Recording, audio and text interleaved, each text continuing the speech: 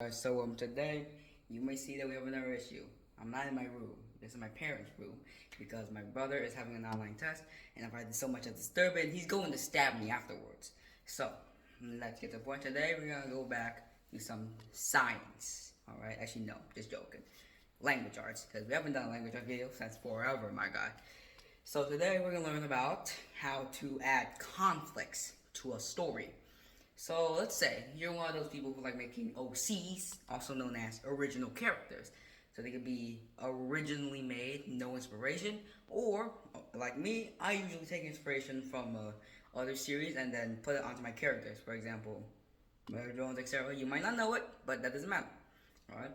So let's take for example, let's say character A and character B, character A being Anna, and character B being Ben, alright? Two characters, two genders, so that way I don't get demonetized for being sexist. So let's say Annabelle and Ben, they were just walking down the street, but then one of their other friends, Candace, bumps into Ben and then makes him drop his lunch, which spills all over the ground. And and when Candace like, oh, I'm so sorry.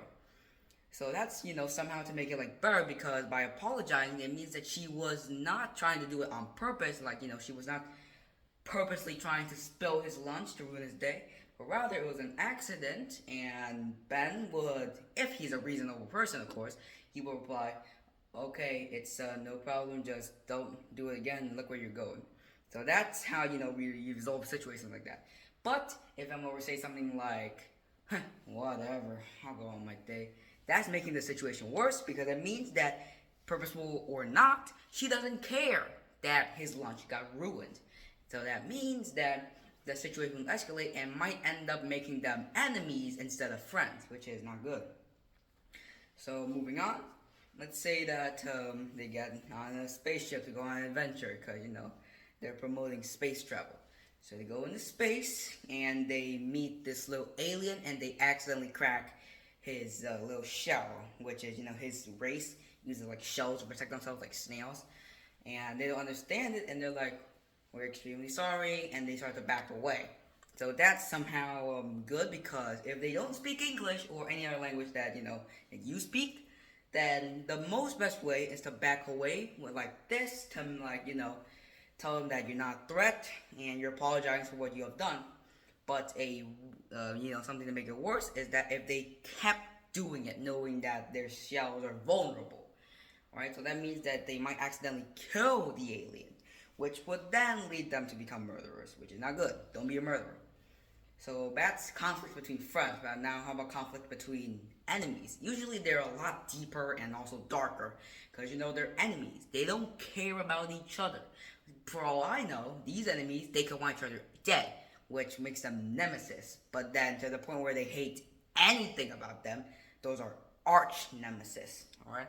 Arch nemesis means that they are the exact opposite. They either hate each other, like one of them could hate one and one of them could love one, etc. That's your choice. So usually, it's in stories, the conflicts between enemies are extremely brutal, alright?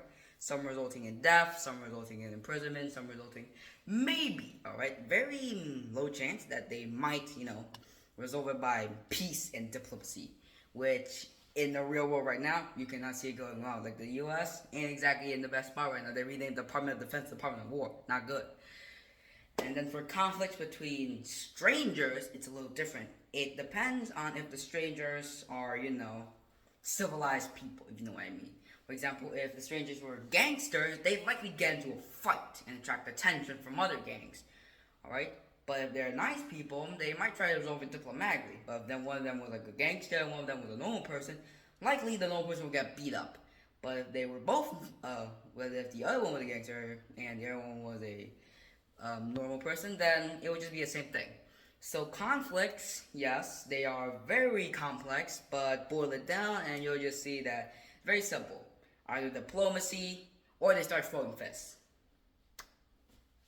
Alright, that's good. Bye.